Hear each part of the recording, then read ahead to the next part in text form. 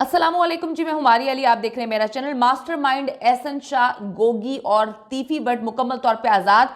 एहसन की बीवी ने नया कट्टा खोल दिया है। अमीर बलाच ने एहसन शाह को साल पहले लड़ाई के बाद अपने डेरे पर आने से मना कर दिया। बहुत सारे ऐसे मामला थे जो अमीर बलाच को पता चले कि किस तरह से एहसन जो है उसको उसकी पीठ में छुरा घोंप रहा है, तो उसको डेरे से निकाल दिया गया था। जनवरी में एहसन की शादी किन शराइत पर हुई, अमीर बलाच को अपनी शादी पर किस तरह से ट्रैप करके बुलाया, किस तरह से प्लानिंग की गई, सारी चीजें खुल गई हैं।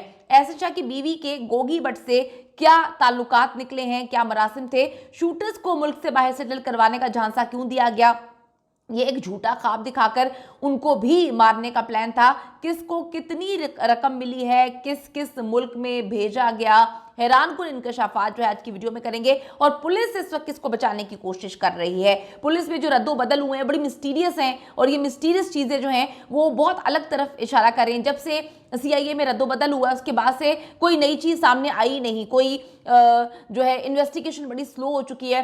क्राइम रिपोर्टर से बात हुई है, वो कहते हैं कि जब से CIA में तब्दीली हुई है ऐसे लग रहा है कि ये तब्दीली काम को रोकने के लिए की थी। जिस स्पीड से काम जा रहा था, जिस स्पीड से गिरफ्तारियां हो रही थी, मामला जो है वो रोज खुल रहे थे, एकदम से उस पर ब्रेक लग गई है जैसे ही CIA के अंदर तब्दीलियां की गई हैं। अमीर बजाज कत्ल केस की जो गुत्थियां हैं वो अब सुलझ रही हैं, लेकिन सबसे जो अजीब और बड़ी अजीब व गरीब कहें हॉरिबल किस्म की बात है वो ये है कि मास्टरमाइंड जो है वो तीफी बट की बजाय एहसन शाह को बनाया जा रहा है। आपको अजीब नहीं लग रहा? एक प्रेस कॉन्फ्रेंस की जाती है और उसमें कहा जाता है कि जी तीफी बट ने सब कुछ किया, गोगी बट को बचा लिया जाता है। बड़ी अजीब सी बात है कि जो लोग जानते हैं इनको वो कहते हैं कि गोगी और तीफी बट जो है वो आपस में मतलब वो एक हैं, वो कोई भी प्लानिंग करते हैं वो एक प्लानिंग होती है। उन दोनों की प्लानिंग जो है वो ऐसे थोड़ी हो सकती है कि तीफी बट ने प्लानिंग की और गोगी बट को आप क्लीन चिट दे दें। तो उसमें सारा का सारा इल्जाम जो है वो तीफी बट पे डाला जा रहा था। लेकिन अब बड़ी अजीब सी बात है कि तीफी बट को भी बचाने की कोशिश की जा रही है और उसको मास्टरमाइंड जो है पहले कहा डिक्लेयर किया गया, अब वो एहसन शाह को बनाया जा रहा है। इसकी वजह से सामने आ रही है कि एहसन शाह और जो अमीर बलाज है इनकी चपकलिश जो साल डेढ़ साल पहले जो है वो हुई थी, जिसके बाद दोनों का मिलना जुलना मुकम्मल तौर पे बंद हो गया था। दोनों के बीच में राब्ते ख़त्म हो गए थे। बलाज को रिपोर्ट मिल गई थी कि जी एहसन शाह जो है उसका नाम इस्तेमाल कर रहा है, गलत काम कर रहा है, लोगों से हफ्ता वगैरह लेता है, लड़कियां वगैरह का काम भी जो है इसके नाम पे कर रहा है। तो उनकी फैमिली के मुताबिक और बलाज के मुताबिक टीपू ट्रका वाला का नाम जो है वो मिस यूज किया जा रहा था। जब कई बार समझाने पर एहसन शाह जो है वो नहीं माना और अपना असर रसूख बढ़ाने लगा, तो अमीर बलाज को ये कदम उठाना पड़ा कि तुमने हमारे डेरे पे नहीं आना। उन्होंने डिक्लेयर भी ये कर दिया था कि हमारा इसके साथ कोई भी ताल्लुक नहीं, अगर ये हमारा नाम इस्तेमाल करके कोई भी काम करता है, कोई भी कारोबार करता है या किसी से पैसे वगैरह भी मांगता है तो किसी ने इसको कुछ नहीं देना। हकीकत में अगर हम एहसन शाह और अमीर बलाज को सोशल मीडिया के थ्रू देखें, उनका सोशल मीडिया देखें, तो एहसन शाह तकरीबन रोज़ कोई ना कोई तस्वीर जो है या कोई वीडियो या कोई टिकटॉक जो है वो अमीर बलाज के साथ अपलोड करता रहा। लोगों को लगता कि जी बहुत बेस्ट फ्रेंड है, बहुत ही क्लोज फ्रेंड है, लेकिन बात ये थी कि वो अमीर बलाज के साथ जो है वो इन तस्वीरों के ज़रिए लोगों में एक रौब पैदा कर रहा था, लोगों को ये बताने की कोशिश कर रहा था कि ये तो मेरा भाई है। लेकिन ये सिलसिला जो है साल पुराना है। जब दोनों अलग हो गए तो उस वक्त एहसन शाह ने बलाज को नुकसान पहुंचाने का प्लान बना लिया था। यानी कि इसको बहुत बुरा लगा था कि मैं जो गलत किस्म के कारोबार कर रहा हूं मुझे करने देने चाहिए थे, मैं उससे पैसे कमा रहा था तो बलाज को क्या तकलीफ हो रही थी। फिर जी ये तीफी बट के साथ एक साल पहले मिलता है, प्लानिंग करता है। सीनियर सहाफ़ी और एंकर राना अजीम ने कंफर्म किया है कि पुलिस इन्वेस्टिगेशन और एहसन शाह के बयान के मुताबिक ये सिलसिला तकरीबन एक साल पहले जो है वो शुरू हुआ था। यानी अमीर बलाज को नुकसान पहुंचाने का प्लान जो है वो अब का नहीं, 2 महीने का नहीं, बल्कि 1 साल पुराना था। ये साजिश 1 महीने पहले की नहीं बल्कि 1 साल से चल रही थी। जब इन्होंने प्लानिंग शुरू की तो तीफी और गोगी बट जो हैं वो तैयार हो गए कि हम पैसा लगाएंगे, और फिर एहसन ने ऐसी चाल चली कि सब हैरान रह गए। यानी कि पैसा गोगी और तीफी बट का एग्जीक्यूशन वगैरह ये लोग मिलकर कर रहे थे।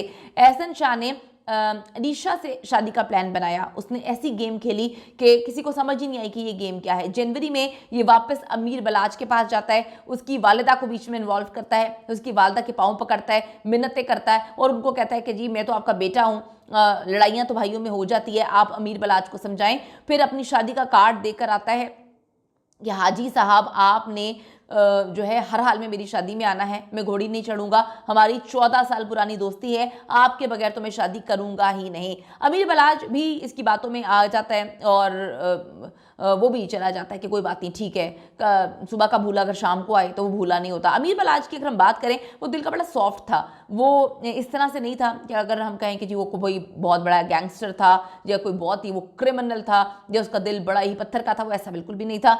उसकी परवरिश जो है वो पाकिस्तान से बाहर हुई थी, अलग माहौल में हुई थी। जब वो उसके वालिद को कत्ल किया गया, वो पाकिस्तान आता है, वो बड़ा सॉफ्ट स्पोकन था, बड़ा दर्द दिल रखने वाला इंसान था। जितने भी लोग मुलाकातें उनकी रही हैं बलाज से, वो यही बात बोलते हैं कि वो बहुत अच्छा इंसान था, वो बिल्कुल इस तरह का नहीं था, वो गलत कामों को बिल्कुल फ़रोग नहीं देता था। तो वो दिल का अच्छा था, उससे 14 साल पुरानी दोस्ती का मान रखा, लेकिन उसको क्या पता था कि 14 साल पुराना दोस्त जो है वो छुरा ऐसे घोंपेगा कि मुझे पता भी नहीं चलेगा। अमीर बलाज जी इसकी बातों में आ जाता है और फिर वो शादी में चला जाता है। बस वहाँ से एहसन शाह ने दोबारा जो है अमीर बलाज के घर में घुसना शुरू किया और घुसने में वो कामयाब भी हो गया। इसी ने अमीर बलाज को रिटायर्ड डीएसपी के बेटे की शादी में जो है जाता देखकर तीफी भट्ट को बताया था कि यही गोल्डन चांस है। तीफी भट्ट तो पहले ही तैयार बैठा हुआ था, पैसा पूसा इनके पास कमी नहीं होती, और आपको पता है कि इनके लिंक्स कितने ऊपर तक हैं, कहाँ तक इनके लिंक्स हैं, पुलिस कितनी ताबे हैं, सबके बताने की जरूरत नहीं है, हर बंदा बहुत अच्छे से जानता है। उसने जी गोगी भट्ट की मदद से ऐसे 8 शूटर्स जो हैं वो फाइनल किए। राना अजीम ने यह भी इंकशाफ किया कि शूटर मुजफ्फर जो है अमीर बलाज को कत्ल करने से 2 दिन पहले अपने घर जाता है और अपनी बीवी को 1 लाख रुपया देकर आता है और कहता है कि मैं 1 साल के लिए एक मिशन पे जा रहा हूं, लेकिन मिशन पे जा रहा हूं मुल्क से बाहर, लेकिन तुम्हें हर महीने जो है वो 2 लाख रुपया मिल जाया करेगा, तुम उसको अपनी मर्जी से जो है वो खर्च किया करना। ऐसा लगता है कि जी शूटर मुजफ्फर को भी मुल्क से बाहर सेटल करवाने के ख्वाब दिखाए गए थे और उसके साथ भी धोखा किया गया, उसको बताया गया कि तुम्हें मुल्क से बाहर सेटल कर देंगे, और इनका प्लान यही था कि वहां पर मुजफ्फर को ऑन द स्पॉट ही कत्ल कर दिया जाए, ताकि इनको ये डर था कि अमीर बलाज के इर्द गिर्द जितने भी लोग हैं वो बहादुर तो थे ना, वो इसको पकड़ लेंगे। इन्होंने ये सोचा कि अगर वो पकड़ा जाएगा तो हमारा नाम कहीं ना कहीं ले लेगा। इन्होंने पकड़ के ऑन द स्पॉट ही उसको गोलियां मार के कत्ल कर दिया और उसको कहा हुआ था कि तुम्हें मिशन पे मुल्क से बाहर भेज रहे हैं, ताकि उसकी बीवी जो है उसको भी पता ना चल सके कि क्या मामला हो रहे हैं। अब जी ऐसा लगता है कि ये सारे शूटर्स को इन्होंने बाहर भेजना था, ख्वाब दिखाए हुए थे। अमीर बलाज को गोलियां मारी और दूसरे शूटर्स ने जो है मुजफ्फर को उसी वक्त जो है मार दिया। अब ऐसा लग रहा है कि पुलिस प्लानिंग से लेकर एग्जीक्यूशन तक जो है वो मेन मेजर रोल जो है वो एहसन शाह का है, या उस पर डाला जा रहा है, उसको इन्वॉल्व किया जा रहा है, और तीफी भट्ट को शक का फायदा देकर जो है आराम से बीच में से निकाल दिया जाएगा और वो आसानी से जमानत पर बाहर आ जाएगा। यानी कि कत्ल पे कत्ल करते रहे, लेकिन कोई पूछने वाला नहीं है, कोई पकड़ने वाला नहीं है, कोई सिस्टम नहीं है। अब आप देखें कि जब से सीआईए के अंदर तब्दीलियां हुई हैं, सीआईए बहुत अच्छा काम कर रहा था, बहुत बेहतरीन काम कर रहा था। कुछ रिपोर्टर्स से मेरी बात हुई है जो ऑन फील्ड है, ऑन ग्राउंड है, वो बताते हैं कि बेहतरीन काम किया जा रहा था सीआईए की जानिब से। बस गिरफ्तारियां हो रही थी, ये सारी गुत्थियां जो हैं वो सुलझ रही थी कि एकदम से अंदर चेंजेस आती हैं और उन चेंजेस के बाद काम रुक जाता है। इस केस को नीचे कर दिया गया, यानी कि बलाज की फैमिली तकिया करके बैठी हुई है कि पुलिस अच्छा काम करेगी। उन्होंने स्पेशल बोला था कि सीआईए के पास हम ये केस चाहते हैं कि जाए, इतनी टीम्स काम कर रही हैं और एकदम से गोगी और तीफी भट्ट को बचाने की कोशिश की जा रही है और सारा इल्ज़ाम एहसन शाह पे डाल दिया गया है।